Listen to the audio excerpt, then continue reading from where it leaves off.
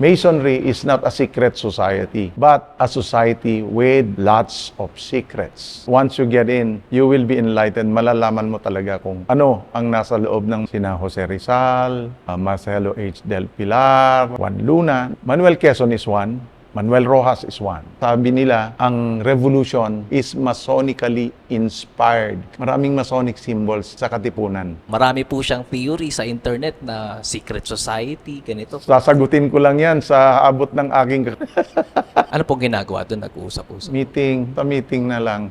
Secret lang ba? Karamihan dahil gusto nilang connection. Si General ganito. Si Congressman, si Senator ganito. Miyembro dyan. Ito, close friend ko. Lika, pasok kita. Lang ganon. Kaibigan ko si Manny Pacquiao. Alam niyang mason ako. Ni minsan di ko sinabing pumasok. Ang Masoneria considered the longest fraternity in the world. Hindi qualification ng pagiging mayaman, may mataas na katungkulan, pwede kang maging mason. Depende sa pagkakakilala. Ang kontribusyon kasi ng Masoneria, hindi mo masyadong makikita, hindi open. Hindi po kami gumagawa ng kalokohan. Hindi po kami kulto. At wala po kaming itinatago. Ang paghahanap ng aming mga guest at pagbabahagi ng kanilang kwento ay nangangailangan ng maraming oras. Pero sa tulong nyo, makakadiscover kami ng mga iba't iba pang mga istorya ng ordinaryong Pilipino. Para sa mas magandang community experience, pwede kayo makipag-usap at magtanong ng kahit ano sa aming mga naging guests at manatiling anonymous sa Discord. I-click nyo lamang ang join button para maging isang exclusive member. Maraming salamat!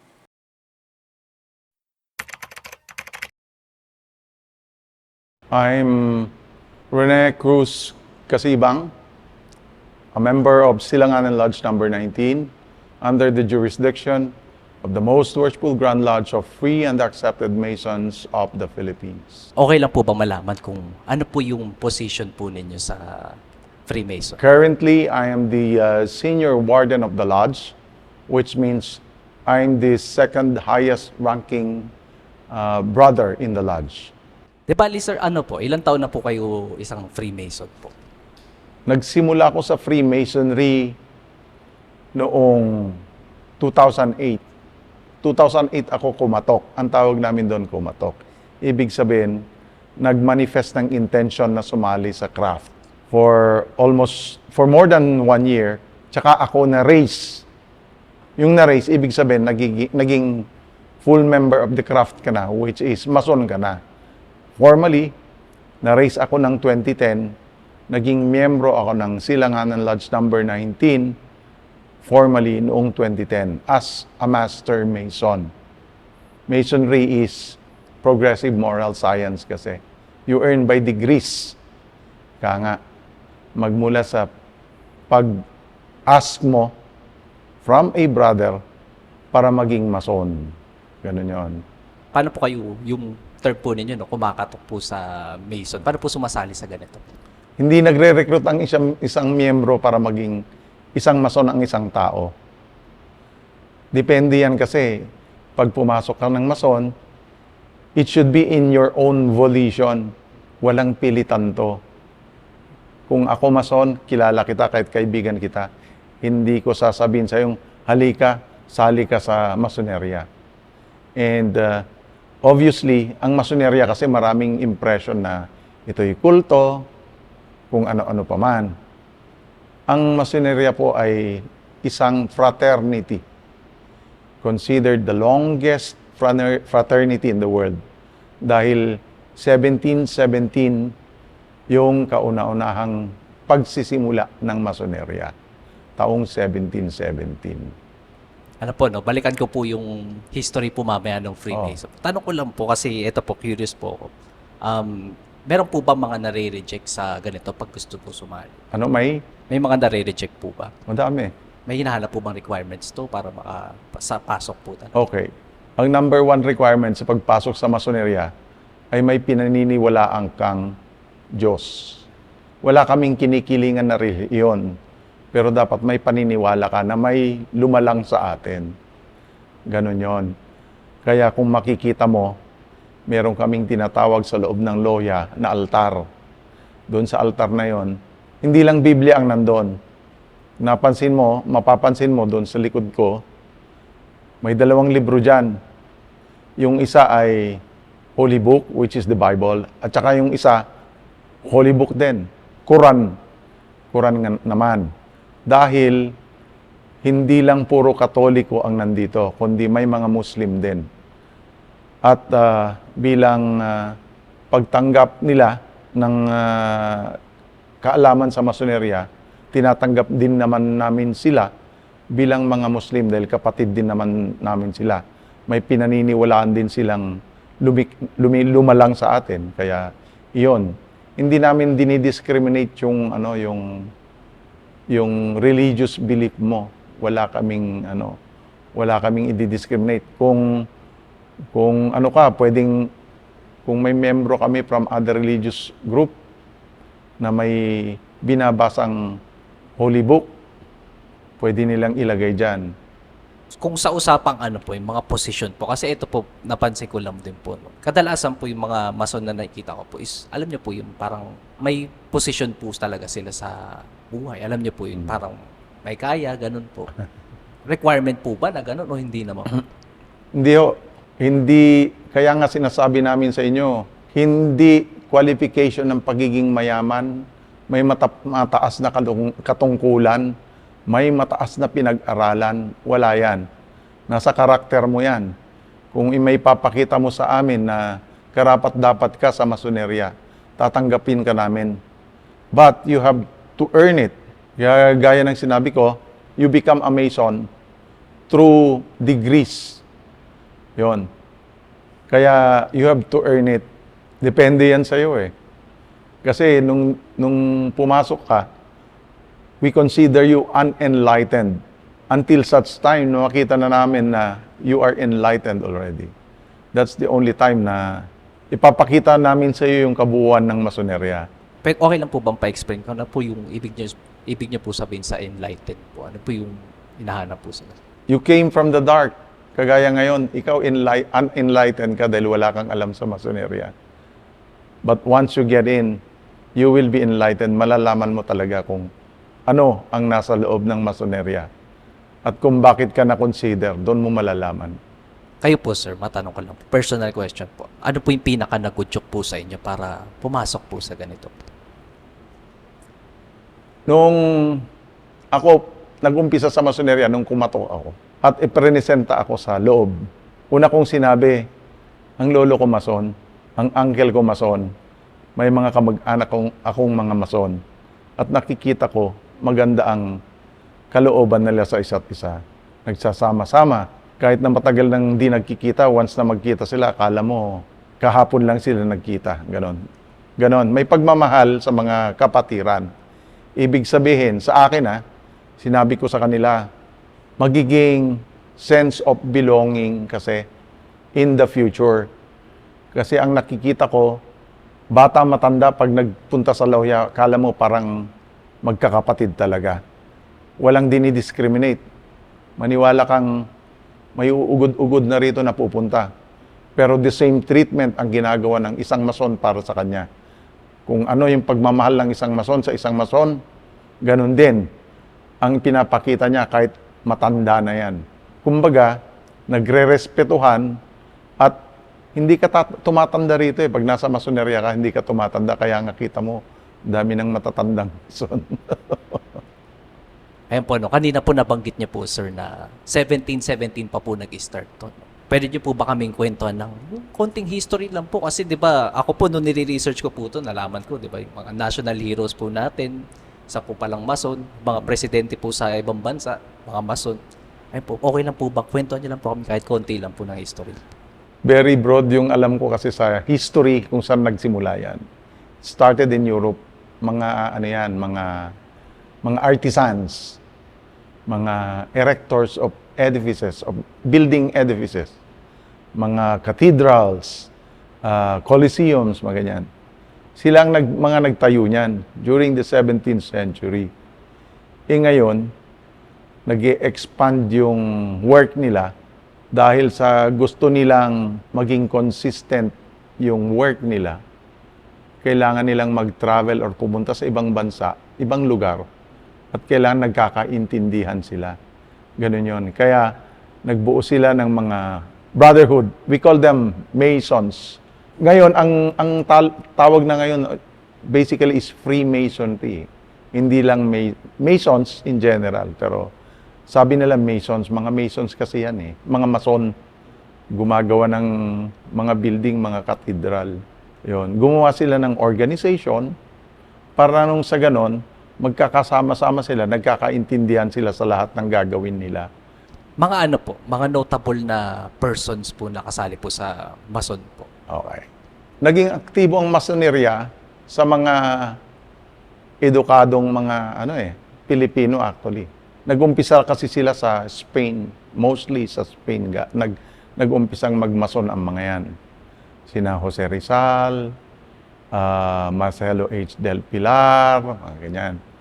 Lahat yan, yung mga educated people kasi, nakita nila yung masonerya as a close group. Nagkaroon sila ng affiliation sa Spain, Gran Loya de España. Yon. Nagbuo sila ng mga lodges doon wherein maraming Pilipino. And through this, meron kasing ang Freemasonry kasi ang definition among Masons ng Freemasonry ay ito. Freemasonry is a system of morality veiled in allegory and illustrated with symbols. Ganun yon. So, during the Spanish colonial time, dahil sa paghihimagsik, kaya nga sabi nila, ang revolution is Masonically inspired kanila. Kasi during that time, nung nasa Spain, yung mga edukado nating mga Pilipino, sina Jose Rizal nga, nakijoin sila sa Masoneria, and through Masonry, yung mga symbols, maraming Masonic symbols sa Katipunan. Yun ang ginamit nila in delivering messages. Kaya nagkakausap sina Andres Bonifacio, sina Rizal, sina Del Pilar, mga ganyan. Juan Luna, nagkakausap-usap yan through Masonry. Meron silang mga symbols. And we can attest to that as Masons kasi nakita na namin eh. Nabasa na namin. Malalim-lalim po yung yung history ng mga Mason po pagdating po sa nation po natin. Pag-usapan po natin yung nation building po, sir. Ngayon po ba yung mga Freemason, meron po ba sila mga programa na ginagawa para sa community, ganun po? Ang kontribusyon kasi ng Masonerya, hindi mo masyadong makikita in the open. Ano yan eh, sabi nga nila, veiled in allegory yan eh. May mga nakikita kang improvements dyan, hindi mo alam na yan eh, influenced by Masonry. Ganun yun. Kasi ang Masonerya, it's making a good man better. And if you become better, ibig sabihin, you were influenced by good works, wherein ang output maganda. Hindi ako magbabanggit ng mga figures at present na lalo na ngayon, medyo sensitive yung gobyerno natin. Hindi ako magbabanggit ng mga Masons in the government na who are doing really good in helping the government. Pero noon, Manuel Quezon is one. He is a Mason. Si Manuel Rojas is one. Mga Mason yan. Maraming mga Masons na dahil sa Masonerya, na bago namulat sa kanila yung paggawa ng tama. Hindi nila nilihis yung sarili nila sa kalokohan o mapapasama yung bayan. Meron kaming mga charity works actually. Marami kaming charity works. Bukod sa Masonry kasi, meron kaming organization natin tawag Shriners.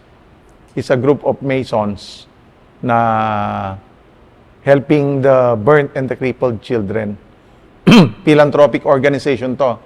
It is the biggest philanthropic organization in the world na nagko-contribute to maintain a hospital for the burnt and the crippled children. Isa yon. And then sa Lodge alone, we commit also to widows and orphans. Meron kaming tinutulungan ng mga widows and orphans. Merong pondo and may sariling pondo. And of course, yung mga brethren, yung mga in distress na member of the craft, tinutulungan na lahat namin yan. Not just him, but the whole family.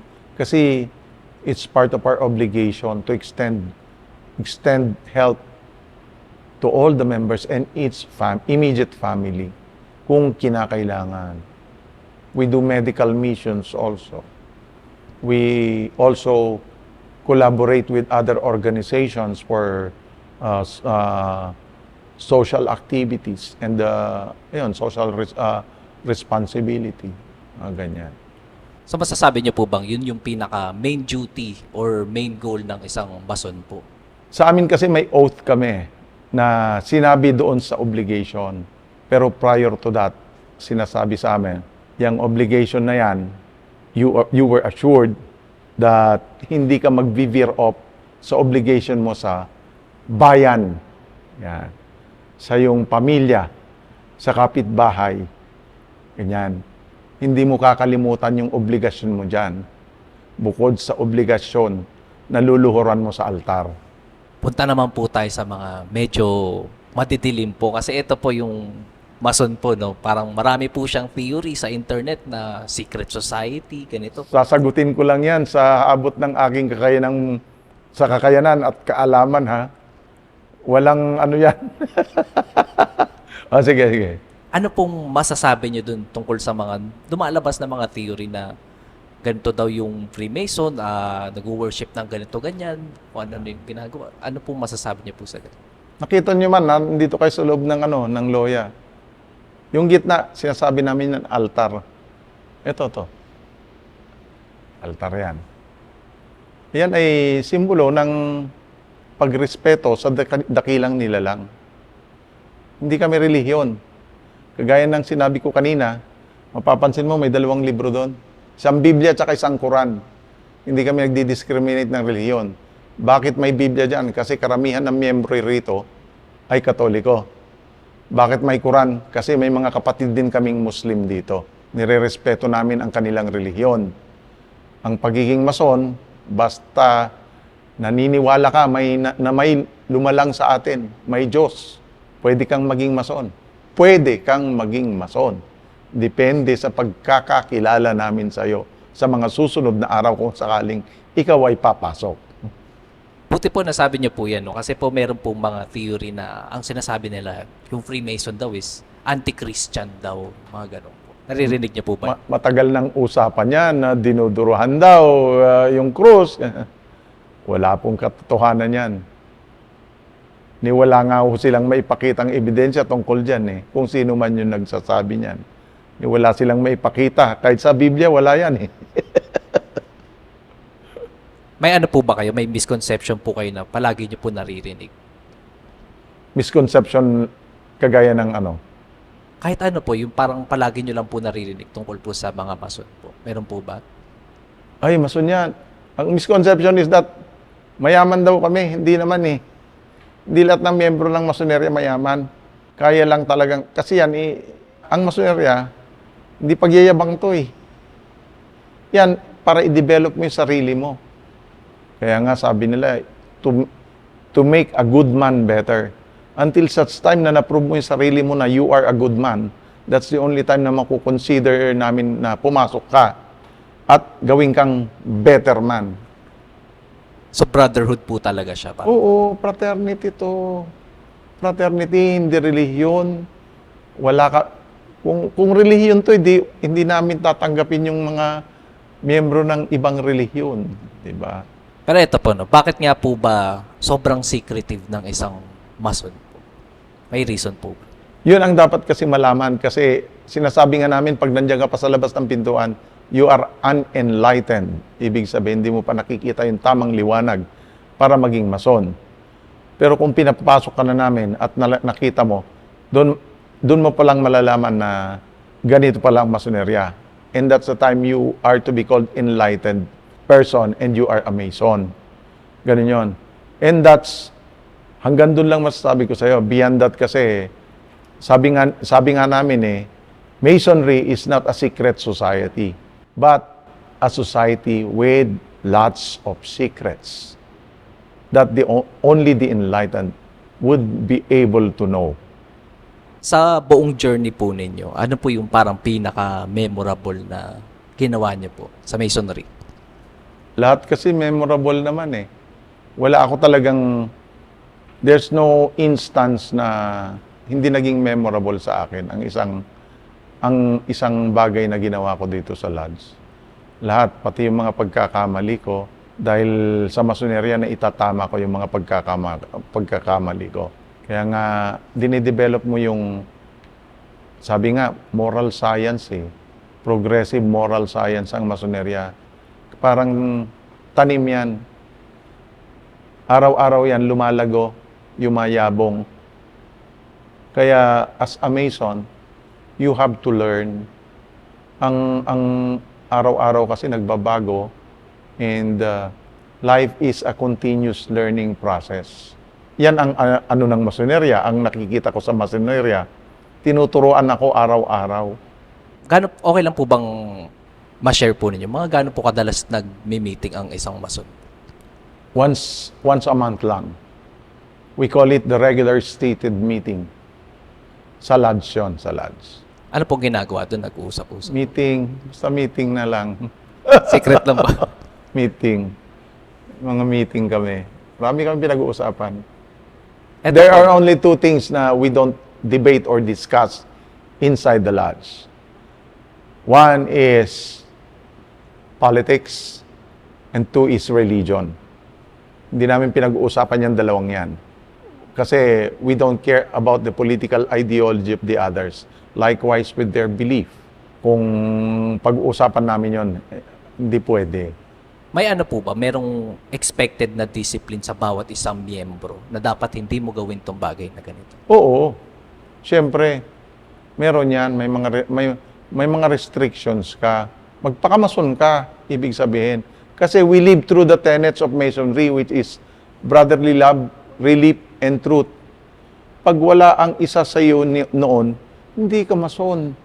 You are going against the tenets. Ano yan? Unmasonic yan. Kaya nga, you should always be truthful. May ginagawa kang kasalanan, be truthful. Sabihin mo yung kasalanan mo for us to understand you and give you a relief, which is a brotherly love. Kaya yung tatlong yon, hindi nawawala yon. Brotherly love, relief, and truth. That's the main tenet of Masonry.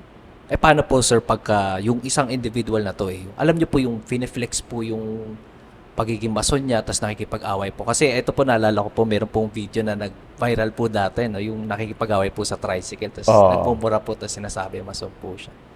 Pag ganun po, ano pong ginagawa pagka ganun po? Usually, pag may nakitang kalokohan kasi ang isang Mason, there is what we call, we give him the brotherly love, brotherly advice.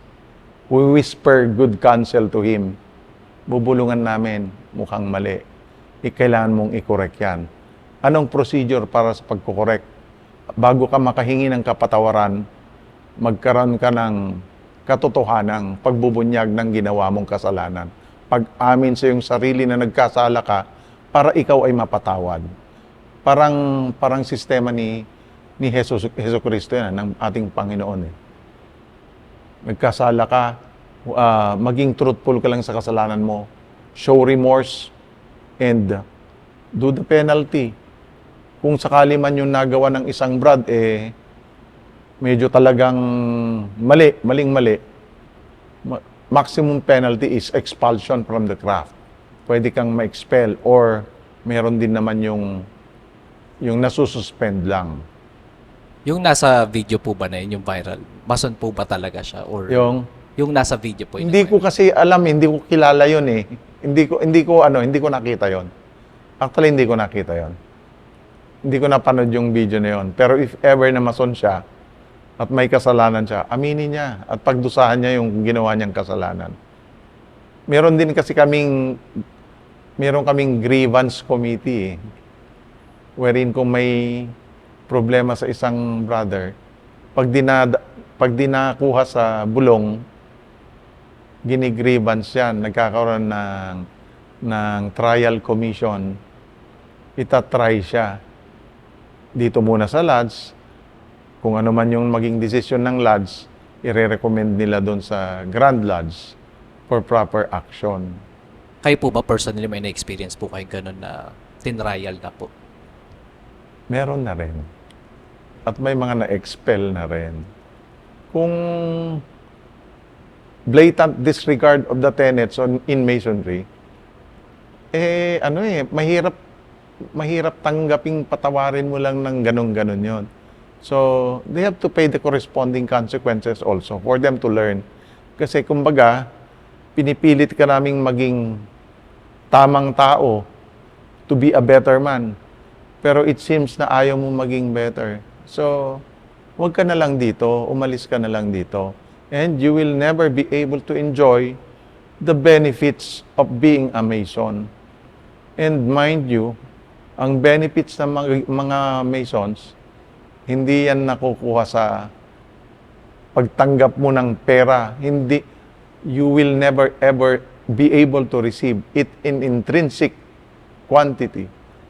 Pero mararamdaman mo na lang yon na yun pala yung wages in Masonry. Those are the wages na mapifeel mo na lang na you are loved by the brethren. Isa pa po, no, curious po ako dun sa uniform po ninyo. Kasi kapag sinearch po sa internet, no, mayroon po kayong specific uniform po. Tapos Habiliments, parang oo. po siya. Ano po ba yun? May reason ko bakit ganun po ba yung Yung mga aprons ka mo, sa Philippines kasi we are required to wear formal attire. At yun ay ang barong. Barong, black pants, black shoes, black socks, ganyan. Naka-belt. Those are the normal suit or attire to be used in a lodge meeting. Ngayon, pagpasok sa meeting, kung may hawak kang position, bibigyan ka ng apron with jewel. Yung jewel ang tawag naman doon. Then apron. Sa mga regular members, white apron lang.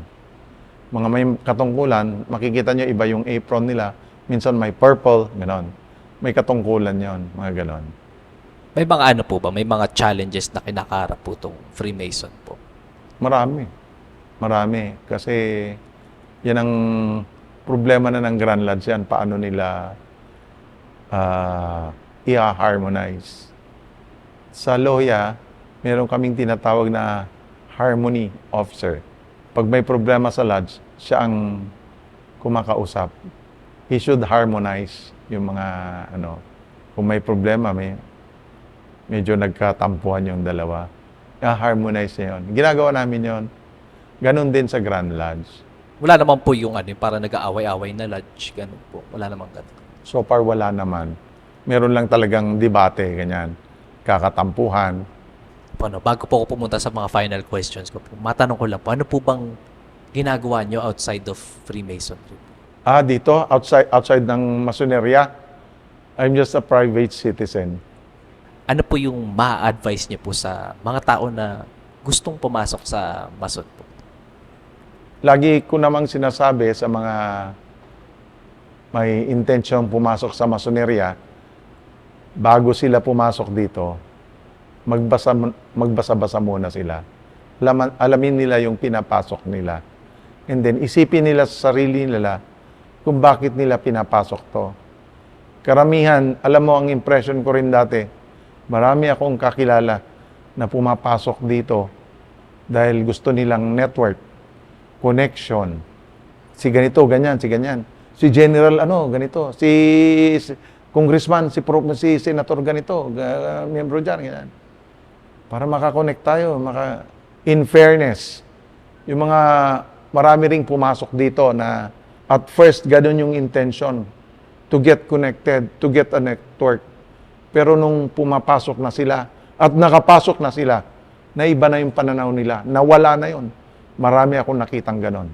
Marami, as in super dami akong nakita na yung nabago talaga yung pananaw nila sa masoneria na ito'y isang fraternity na hindi mo papasukin para lang ma-promote mo yung sarili mo for personal gain. Hindi ganon. Mali. Nagkakamali sila. Kaya nung nakapasok na sila, nabago talaga. Kaya nga sabi ko, iba talaga masoneria. Yung mga nare-reject po na Mason po, bakit po sila nare-reject? Ano po yung main reason? Meron kaming election process kasi. Hindi ko mo na-reject ka namin minsan, bahala ka. Kung sa sarili mo ayaw mo na, umalis ka na. Hindi ka namin kailangan Ganun yon. Kung sa palagi mo kailangan mo masonerya, nagkakamali ka. Kung palagi mo masonerya kailangan ka, nagkakamali ka rin. Kasi we don't discriminate. We don't discriminate kahit sino ka. Kung mali yung prinsipyo mong nakita ng masonerya, hindi ka matatanggap. Pero kahit gaano ka kahirap at nakita nila yung pagtsatsaga mo, yung pagpupursige mo na maging mason, dahil nakikita mo sa sarili mo na may improve mo yung sarili mo, to become a better man, iko-consider ka namin. Iko-consider ka nila. Kagaya ng sinabi ko nga sa'yo hindi kami nagre-recruit. Kung may nabiltang kang mason, paano ba pumasok dito? Alam mo, una na naming sabihin, saan ka ba nakatira? Naniniwala ka ba sa Diyos? Sige. Hanapin mo ang pinakamalapit na Masonic Center o Masonic Lodge or Masonic Temple dun sa lugar nyo. Pumunta ka doon, magpakilala ka. At sabihin mo yung intention mo na gusto mong maging mason. Ganun lang yon. Hindi yung, ako, mason ako. Ito, close friend ko. Close na close kami. Lika, pasok kita. Wala pong yung mga referral. Walang ganon. Ito, tatapatin na kita. 2010, mason ako Kaibigan ko si Manny Pacquiao. 2005 kami unang nagkakilala. Ako ang, siguro dito sa, hindi sa pagmamayabang, pero matagal na kami magkakilala. Hindi pa siya sikat. Dahil sa ABS-CBN, na-cover ko siya doon sa Amerika. Ako ang kauna-unang nag-cover sa kanya ng television network doon. 2005. Hindi siya sikat, hindi siya kakilala. Hanggang sa sumikat siya. 2005 yun, 2010 nagmason ako. Magkasama pa rin kami. Alam niyang mason ako, kinuha niya ako sa Kongreso. Nagtrabaho ako sa Senado dahil sa kanya. Alam niyang mason ako. Ni minsan di ko sinabing, pumasok kang mason. Ni minsan, never kong binanggit sa kanya na, alam niya na mason ako. Ni minsan, di ko sinabi sa kanyang, pumasok kang mason. Likewise with the other brethren, yung nung naging sikat na siya at marami na siyang kakilala. Madami na siyang mason na kaibigan. Pero hindi siya nagtatanong, hindi siya nagsasabi, or hindi namin siya sinasabi na pumasok kang mason. Never namin sinabi yan. Pero, nag-attempt din siya. Hindi namin pinakialaman, hindi namin sinabi, sige. In his own volition. Ganun yun sa masonerya. Hindi ka namin re-recruitin. Wala rin pong requirement na mayaman kayo. Hindi requirement ang pagiging mayaman. Honestly, hindi requirement. Ako nga, ordinaryong empleyado lang ako, nakapasok ako sa masonerya Cameraman editor lang ako ng ABS-CBN, nakapasok ako sa masonerya Kano lang naman sweldo ko nung araw. Ano pong final message niyo po sa mga manonood po natin po? To everybody, wag ho kayong mag-isip ng masama sa masonerya dahil sa totoo lang po, lahat po ng gawaing mason ay sa kabutihan, hindi lang para sa aming mga mason, kundi para sa lahat. At yan po ay niluhuran namin sa altar. Meron kaming obligasyon. At yung obligasyon na yon, kasama ho lahat. Hindi ho namin kayo ipapahamak. Hindi po kami gumagawa ng kalokohan. Hindi po kami kulto. At wala po kaming itinatago. Hindi po kami secret society. But we have secrets na, siyempre, since kung gusto nyo magmason, malalaman nyo rin yan because Masonry is a progressive moral science earned by degrees only. Yun lang. Kung gusto nyo manood ng mga dokumentaryo galing sa mga interviews namin, huwag nyong kakalimutang i-check ang isa pa naming YouTube channel, Off the Record Beyond Borders. I-click nyo lang ang link sa description. Maraming salamat!